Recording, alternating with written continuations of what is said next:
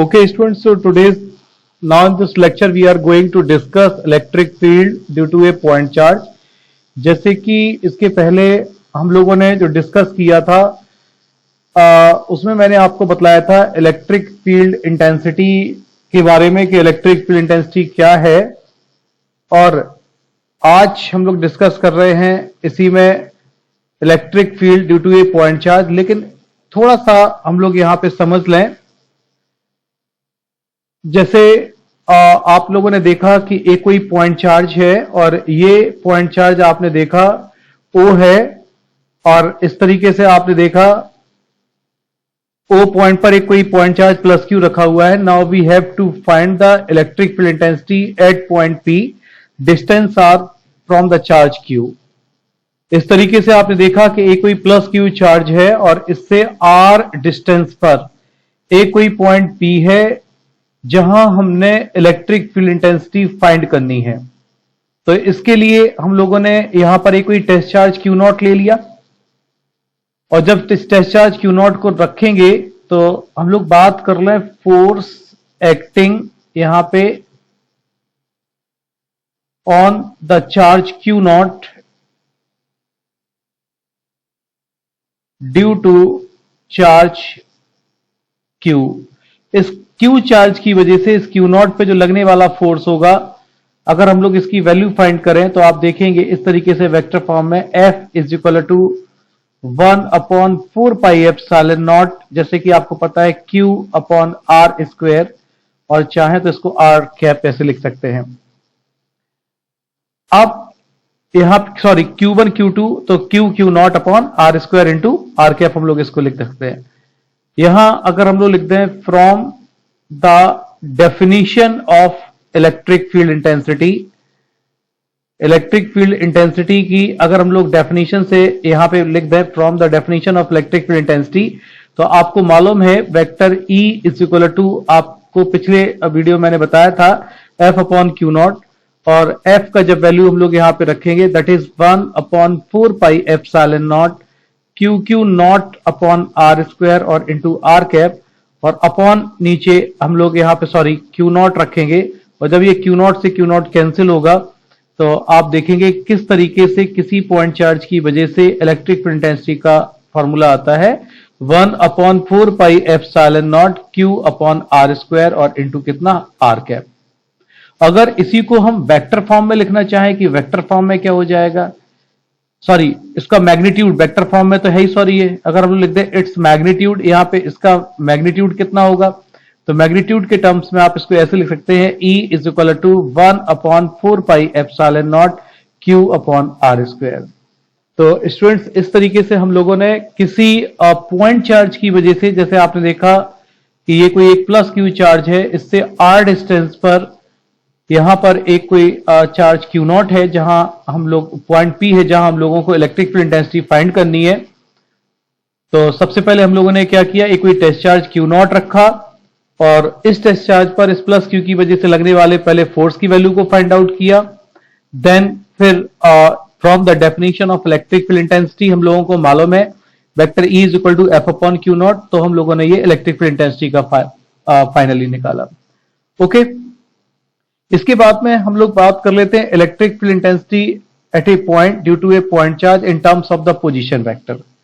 तो position vector के terms में आपने देखा कि एक कोई यहां पे ए पॉइंट है और यहां एक कोई चार्ज Q रखा हुआ है, और ओरिजिन के रिस्पेक्ट में अगर आप देखेंगे इसका पोजीशन वेक्टर यहां पे आपको देखने को क्या मिल रहा है, R1 है, जबकि यहां से अगर आप देखेंगे एक कोई हम लोगों ने B पॉइंट पर टेस्ट चार्ज लिया Q नॉट, इसका ओरिजिन के रिस्पेक्ट में जो वेक्टर है पोजीशन वेक्टर R2 है, और यहां अगर हम लोग बात कर लें ये A से B की तरफ हमारे पास में R12, तो बिल्कुल उसी तरीके से हम लोग यहां पे सबसे पहले एक ट्रायंगल लगा लें, यहां पे लिख दें इन ट्रायंगल OAB, ये जो आप राइट एंगल ट्रायंगल देख रहे हैं ट्रायंगल OAB, और इस राइट एंगल ट्रायंगल OAB में अगर आप देखेंगे OB जो है OB इज इक्वल टू यहां पे आपको देखने को मिलेगा OA और प्लस यहां पे AB, ये ट्रायंगल रूल लगाया मैंने। और जैसे OB की वैल्यू अगर आप देखेंगे दैट इज वेक्टर R2, और OA के बारे में अगर हम लोग बात कर लें इसकी वैल्यू कितनी है R1 वेक्टर, और AB की बात करें दैट इज यहां पे ये कितना है R12 वेक्टर। तो अगर हम लोग यहां पे बात करें R12 वेक्टर की, तो R12 वेक्टर कितना होगा हमारे पास R2 वेक्टर, और माइनस का कितना होगा R1 वेक्टर।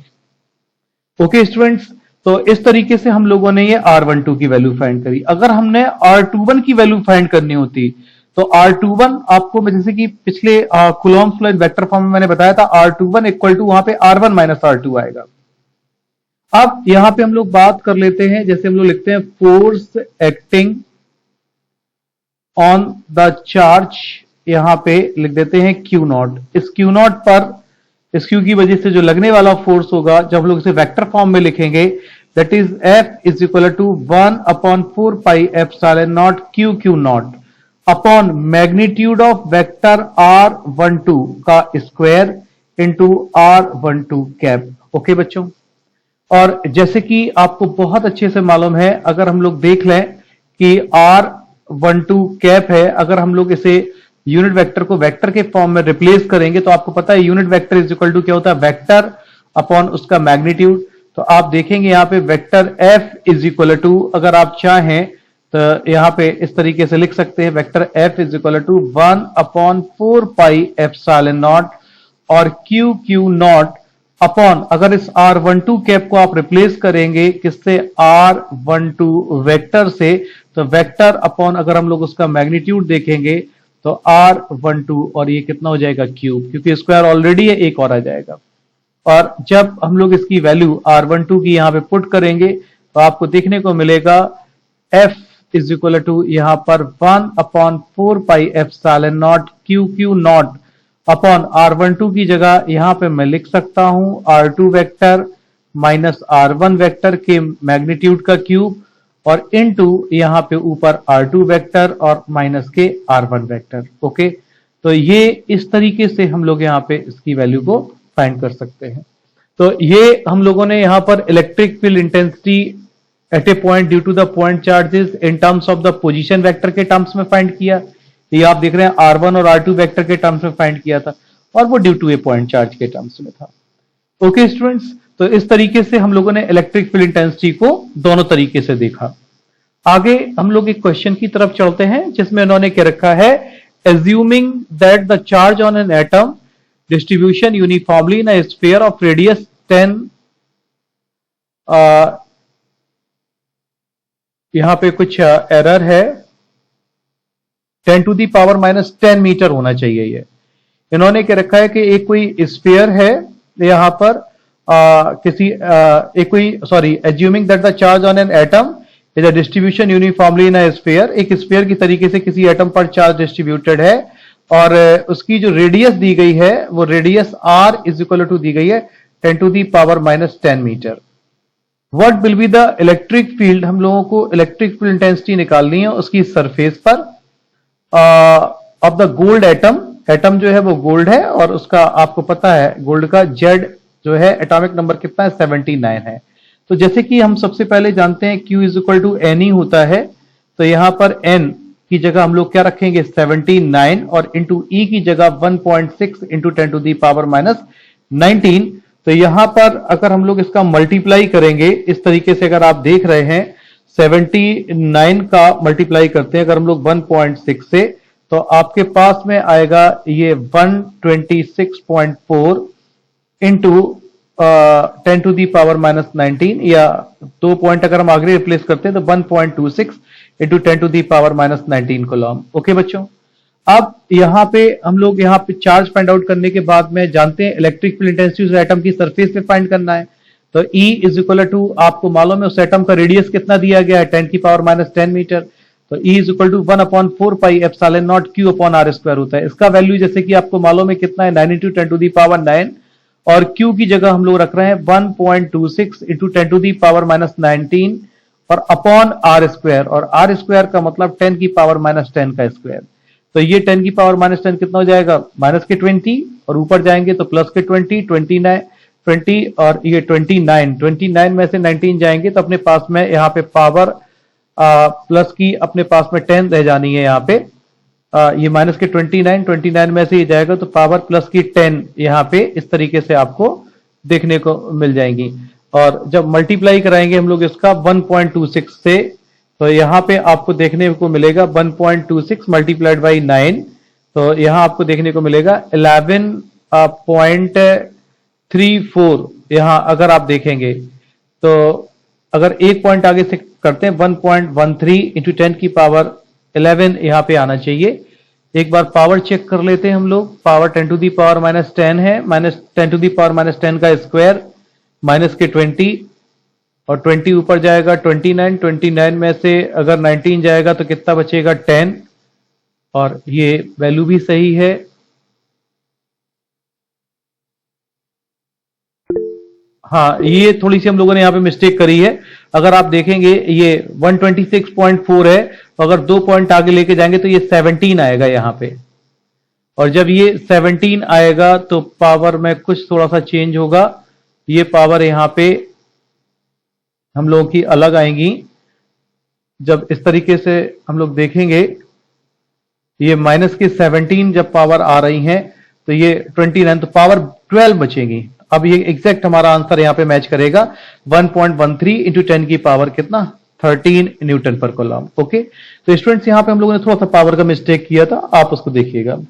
आगे हम लोग नेक्स्ट क्वेश्चन की तरफ बढ़ते हैं, और उस क्वेश्चन में अगर आप देखेंगे इन्होंने क्या रखा है, 2 point charges 5 into 10 to the power minus 19 coulomb and 20 into 10 to the power minus 19 coulomb are separated by a distance of 2 metre. इस टाइप के क्वेश्चन बोर्ड में काफी पूछे जाते हैं, इसलिए थोड़ा सा इन पे आप फोकस करेंगे।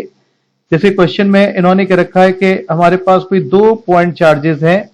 एक कोई पॉइंट चार्ज क्या है Q1 और ये Q2, और यहाँ पे हम लोग Q1 की वैल्यू कितनी दे रहे हैं 5 into 10 to the power minus के 19 कूलम, और Q2 इज इक्वल टू दे रहे हैं 20 into 10 to the power minus 19 coulomb. दोनों ही सेम लाइक चार्जेस हैं और सेपरेटेड बाई अ डिस्टेंस। यहाँ पे इन दोनों के बीच की जो डिस्टेंस है वो इस तरीके से आप देखेंगे कितना है 2 मीटर है इनके बीच की डिस्टेंस, दैट इज ए, और ये आपने देखा बी, ये बीच की डिस्टेंस इनकी 2 मीटर दी गई है। इन्होंने क्या रखा, find the point on the line joining them at which the electric field intensity is 0। Students इस तरीके के क्वेश्चन काफी एग्जाम में पूछे जाते हैं बोर्ड पेपर में, इसलिए आप ध्यान से देखिएगा। इन्होंने क्या रखा है कि इन दोनों को मिलाने वाली लाइन के किस पॉइंट पर इलेक्ट्रिक फील्ड इंटेंसिटी 0 होगी। तो शायद आपको याद हो, मैंने इसकी एक आपको ट्रिक भी सिखाई थी कि अगर दोनों चार्जेस लाइक नेचर के हैं, लाइक नेचर मींस अगर दोनों चार्जेस कैसे हैं, पॉजिटिव हैं या दोनों चार्जेस नेगेटिव हैं, तो इक्विलिब्रियम की कंडीशन कहीं बीच में देखने को मिलेगी। इक्विलिब्रियम मतलब नेट फील्ड बीच में कहीं 0 होगी, कहीं पे भी हो सकती बीच में। और अगर एक चार्ज प्लस का और एक दूसरा चार्ज अगर माइनस का है तो इक्विलिब्रियम की कंडीशन आपको बाहर देखने को मिलेगी। फिर अभी ऐसा क्वेश्चन आगे आएगा, उसमें हम डिस्कस करेंगे। तो यहां पे अगर आप देख रहे हैं दोनों चार्जेस जो हैं उनके नेचर कैसे हैं, पॉजिटिव, सेम है, तो हम लोग यहां पे कह लेते हैं भैया कि पहले चार्ज से एक्स डिस्टेंस पर यहां पर एक कोई पॉइंट पी है, यहां पर नेट इलेक्ट्रिक फील्ड इंटेंसिटी यहां पे क्या है 0। तो अगर ये 2 मीटर है, ये x है, तो आपको मालूम है ये कितना हो जाएगा 2 माइनस एक्स। Any problem? यहां अगर हम लोग बात कर लें कि डायरेक्शन की, तो आपको पता है due to the positive charge electric field का डायरेक्शन कैसा होता है, अवे, और due to the negative charge electric field का डायरेक्शन कैसा होता है, टुवर्ड्स।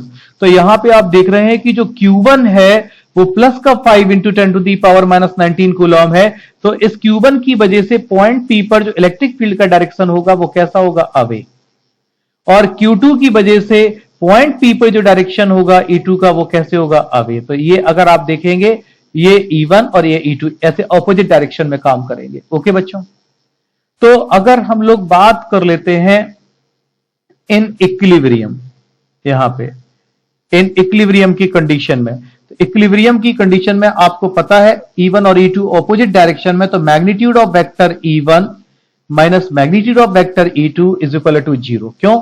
क्योंकि नेट इलेक्ट्रिक फील्ड मैंने इस पॉइंट P पे कहा कि x डिस्टेंस पर क्या होगी, 0। न्यूमेरिकल में कहा है उन्होंने कि किस पॉइंट पर इलेक्ट्रिक फील्ड इंटेंसिटी 0 होगी, किस पॉइंट पर, तो मैंने कहा भैया x पॉइंट पर, एक x डिस्टेंस पर एक कोई पॉइंट P है, वहां पर E 0 होगी। तो जब हम लोग यहां पे देख लेंगे magnitude of vector E1 is equal to magnitude of vector E2, तो यहां पे जब आप रखोगे 1/4πε0 को मैं k लिख लेता हूं कांस्टेंट, तो k और यहां पे Q1/R1 स्क्वायर, और यहां पर आप देखेंगे k और Q2/R2 स्क्वायर। ये k मतलब 1/4πε0 है।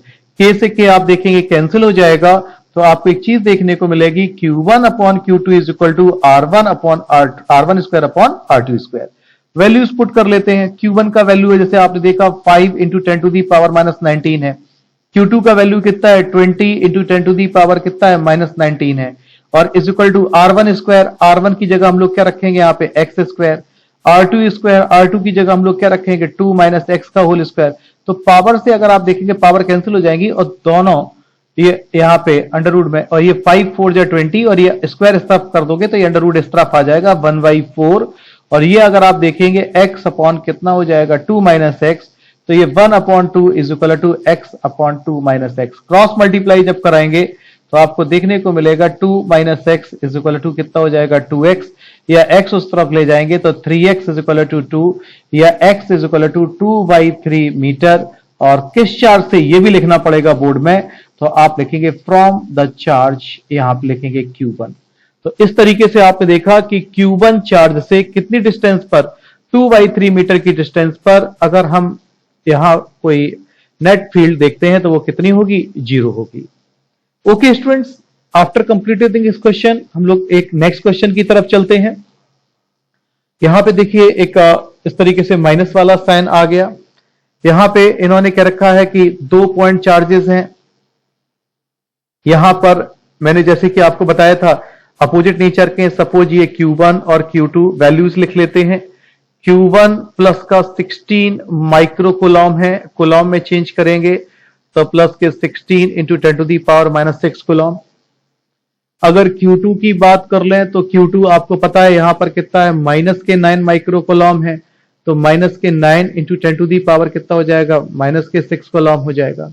और ये दोनों चार्जेस इस तरीके से आपने देखा एक दूसरे से 8 सेंटीमीटर की डिस्टेंस पर हैं। ये आपने देखा यहां पे इन्होंने क्या रखा है, determine the position of the point eight which the resultant field is 0। हमें वो पॉइंट ऑब्टेन करना है, फाइंड करना है जहां पर रिजल्टेंट फील्ड क्या होगी, 0 होगी। लेकिन एक बात मैं आपको यहां पे क्लियर कर दूं कि मैंने जैसे कि पिछले अपने क्वेश्चन में आपसे डिस्कस किया था कि अगर दोनों चार्जेस लाइक नेचर के हैं तो आप देखते हैं कि बीच में रिजल्टेंट फील्ड 0 को देखने को मिलती है। देखिए आपको मैं बताता हूं, यहां पे आपने देखा कि बीच में रिजल्टेंट फील्ड 0 देखने को मिल रही होगी आपको, ये आप देख रहे हैं यहां पे बीच में आपको रिजल्टेंट फील्ड यहां पे 0 देखने को मिल रही है। ये इस तरीके से आपने देखा। क्यों 0 मिलेगी, क्योंकि E1 इस तरफ काम कर रहा था और E2 कहां काम कर रहा था, इस तरफ काम कर रहा था। और जब दो वेक्टर अपोजिट होंगे तभी तो इक्विलिब्रियम की कंडीशन देखने को मिलेगी हमें, नेट 0 होगा। दोनों चार्जेस के नेचर कैसे थे, पॉजिटिव, तो बीच में कहीं हमें वो पॉइंट मिला। इस क्वेश्चन में अगर आप देख रहे हैं एक Q1 प्लस का 16 माइक्रोकूलम है, Q2 माइनस का 9 माइक्रोकूलम है, बीच में मिलेगा ही नहीं। बीच में अगर कहीं आप पॉइंट मान भी लोगे तो पता चला Q1 की वजह से अवे, इसकी वजह से टुवर्ड्स E1 E2 दोनों सेम डायरेक्शन में काम करेंगे। और जब E1 E2 दोनों सेम डायरेक्शन में काम करेंगे और अगर वो ऐड हो जाएंगे तो कभी भी 0 होगा ही नहीं। तो इसलिए वो point P now we consider outside, बाहर हम लोग ऐसे कोई पॉइंट ले लेते हैं और कह देते हैं भैया यहां पर एक कोई पॉइंट ये ले लिया हम लोग, यहां पर नेट फील्ड 0 हो जाएगी B से कितनी डिस्टेंस पर, x डिस्टेंस पर। ओके, तो अब आप एक चीज देखिए, प्लस Q1 की वजह से, Q1 कैसा है, प्लस का है, Q1 की वजह से पॉइंट P पर अगर मैं बात कर लूं, Q1 की वजह से पॉइंट P पर इलेक्ट्रिक फील्ड इंटेंसिटी E1 कैसे काम करेगी, अबे। और Q2 कैसा है, माइनस का, आपको पता है कि माइनस की वजह से इलेक्ट्रिक फील्ड इंटेंसिटी कैसे काम करती है, टुवर्ड्स। तो टुवर्ड्स का मतलब अगर आप देखेंगे तो E2 जो है वो हमारे पास अगर आप देखेंगे वो इस तरीके से टुवर्ड्स ऐसे काम करेगी। ओके, तो ये आपने देखा E1 और ये आपने देखा E2, इनके दोनों के डायरेक्शन कैसे हैं आपने देखा अपोजिट, ये ऐसे काम कर रही है। ओके, तो बिल्कुल वही चीज यहां पे भी हम लोग यहां पे लिखते हैं इन इक्विलिब्रियम कंडीशन। यहां पे इक्विलिब्रियम कंडीशन में magnitude of vector E1 minus के कितना हो जाएगा, magnitude of vector E2 equal to 0, या आप लिख सकते हैं magnitude of vector E1 is equal to magnitude of vector E2। और आपको जैसे कि पता है कि electric field intensity due to a point charge का फॉर्मूला क्या होता है, E is equal to 1/4πε0 Q/r²। तो 1/4πε0 को हम K भी लिख सकते हैं, आपको पता है। तो K Q1/r1², और यहां पे लिखेंगे K और कितना लिखेंगे Q2/r2²। तो K से K जब आपका कैंसिल हो जाएगा तो Q1/Q2 is equal to r1² और अपॉन नीचे कितना हो जाएगा r2²। Q1 की जगह कितना लिखते हैं हम लोग यहाँ पे 16 इंटू 10⁻⁻6, और इसकी जगह माइनस साइन नहीं रखेंगे अब, क्योंकि माइनस साइन का इस्तेमाल हमने डायरेक्शन देखने में कर लिया। इसी -9 की वजह से मुझे पता चला है कि E2 का डायरेक्शन कहां है, इनवर्ड, और इनवर्ड है तभी मैंने यहां पे माइनस लगाया है, आप देख रहे हैं। तो अब यहां पे मुझे साइन नहीं लेना, साइन का यूज हमने डायरेक्शन देखने में कर लिया, और ये कितना होगा 9 इंटू 10⁻⁻6। R1 अगर आप देखोगे तो R1 मुझे यहां से यहां तक की डिस्टेंस लेनी पड़ेगी ये, और ये डिस्टेंस आपको साफ साफ दिखाई दे रही होगी कितनी है। यहां पे ये डिस्टेंस अगर आप देखते हैं ये आपको इस तरीके से दिख रही होगी 8 + x। तो यहां अगर हम R1 की बात करें तो R1 यहां अगर हम लोग देखें तो आप देखेंगे Q1 से पॉइंट P की डिस्टेंस है तो 8 + x का होल स्क्वायर, और R2 की बात करें तो ये मेरे पास x का होल स्क्वायर, तो ये पावर से पावर जाएगी, और इसका अगर दोनों स्क्वायर उठा के सब कर देंगे तो ये अंडर रूट में चला जाएगा, दैट इज 16/9 रूट में, और ये कितना हो जाएगा 8 + x और अपॉन x। तो ये कितना हो जाएगा 4/3 is equal to 8 + x upon x, cross multiply करेंगे दैट इज 24, और प्लस कितना हो जाएगा 3x is equal to 4x, और इसको उस तरफ ले जाएंगे तो 4x में से अब 3x जाएगा, तो x is equal to 24 centimetre from the charge, आपको लिखना पड़ेगा Q2, एंड 24 और प्लस 8 जो दिया गया है 32 centimetre from the charge Q1। तो इस तरीके से हम लोगों ने इसको फाइंड आउट किया। तो स्टूडेंट्स ये क्वेश्चन हम लोगों ने ऐसे यहां पर देखा।